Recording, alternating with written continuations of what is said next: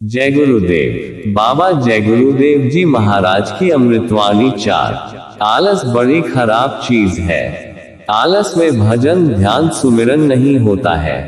आलस में पड़े रहो तो घर के काम ही नहीं होते। जन्म जन्मांतरों के कर्मों का बोझ जो लाद लिया है उसी से यह आलस होता है।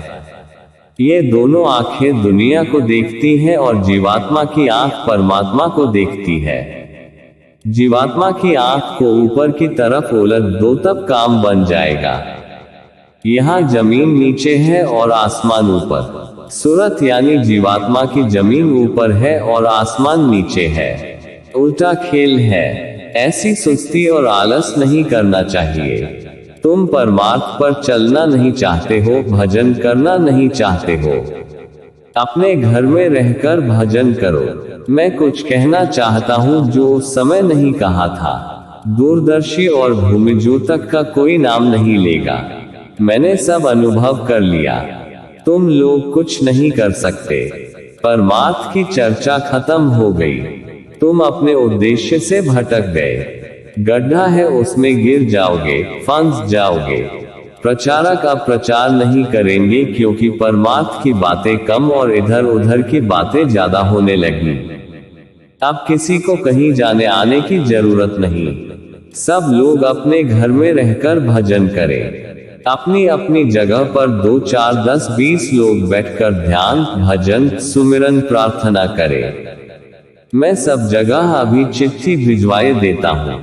यहाँ आश्रम में आकर सेवा करो। सेवा से कर्म की सफाई होती है। जो कर्म शरीर से किए हैं उसकी सफाई तन की सेवा से करो और जो कर्म अंदर में जमा है उसे भजन से काटो। सेवा करने से तन की सफाई होती है, मन की सफाई होती है, फिर भजन बनता है।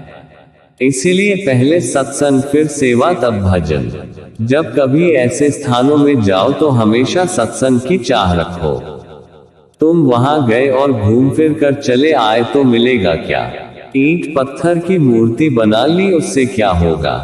वो न तो तुमको मना करेगी कि बुरे काम मत करो और न यही कहेगी कि अच्छे काम करो। अगर वो मना कर दे और यह कह दे कि तुमने ये बुरा काम किया, चोरी किया, कत्ल किया, तो तुम फिर कभी वहां नहीं जाओगे और साथ में ये भी कहोगे कि उसने मुझे ऐसा कह दिया। सुमिरन 24 घंटे में एक बार जब समय मिले कर लो। सुमिरन का मतलब ये कि हम आपको याद करते हैं। मालिक की दया का परिचय तब मालूम होगा जब दया के घाट पर बैठोगे। जब मन संसार से उदास हो, उचाट हो, ध्यान भजन में लगता हो तो समझना चाहिए कि दया हो रही है। आंखें बंद करने पर ध्यान के समय काले और सफेद बादल आते और जाते दिखाई देने लगे तो समझो कि दया की धार चल रही है। कर्मों के बादल धीरे धीरे साफ होते हैं। जब संसारी भाव आने लगे तो समझो कि कर्मों के पर्दे आ गए हैं। जो तुम कर्म हाथ से, कान से, आंखों से, मन से, बुद्धि से, इंद्रियों से करते हो उसके पर्दे जीवात्मा के ऊपर जमा होते हैं। आंखों से बुरा देखा तो फौरन पर्दा पड़ गया, या मन से बुरा सोचा तो उसके पर्दे भी आ गए जो ध्यान भजन के वक्त में साफ करने पड़ते हैं। सत्संग के अलावा कोई बात नहीं। श्वासों की पूंजी है। इस बात को रोज समझाया जाता है। पूंजी खत्म होते ही मकान मालिक इस शरीर से निकाल कर बाहर कर देगा। जब पूंजी खत्म हो गई फिर तो समय मिलेगा नहीं। जिनको नामदान मिल चुका है उनको चाहिए कि जब सुमिरन पर बैठे तो जिसका नाम ले उसके रूप को याद करे। जब नाम और रूप पक जाता है तो जब चाहे सुमिरन करो, फौरन सुमिरन बनने लगता है। लेकिन पहले मन को रोककर थोड़ी मेहनत करनी पड़ती है, तब सुमिरन पकता है। इस मन का युगों युगों का स्वभाव हर योनियों का स्वभाव पड़ा हुआ है, इसलिए ये भाग दौड़ करता रहता है। इसके लिए सत्संग की जरूरत होती है। सत्संग में हर बातें समझाई जाती है।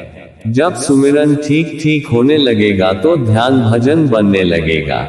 अंतर में चलोगे तो मौत का घाट है जो सामने दिखाई देता है।